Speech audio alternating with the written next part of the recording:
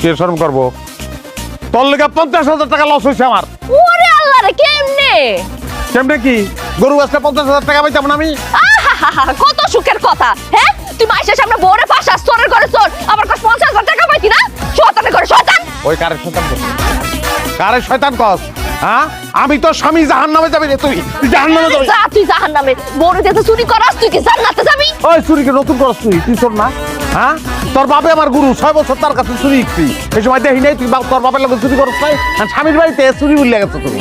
তোর লগে সংসার না করে, তোর বিয়া না করে যদি বাপের লগে আমি চুরি করতাম না, তাহলে ভাত খেয়ে থাকতে পারতাম। আর তুই তো চুরিটা পর্যন্ত করতে পারছ না ঠিক মতো। আর তোর বাপে ঠিক মতো শিখায় নাই, লিখে পারিস না। চোরের বাচ্চা চোর, গোষ্ঠী শুদ্ধা চোর।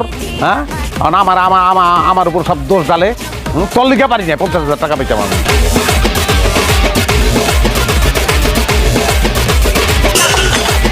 একটা পাতিল যদি নষ্ট হয় তার এই, পরে আমি এই কার পাতিল কস তুই? এগুলো আমি চুরি করে আনছি, আমার চুরির পাতিল। খালি ভালোবাসি দিকে কম দিলাম না। কম দিলি না?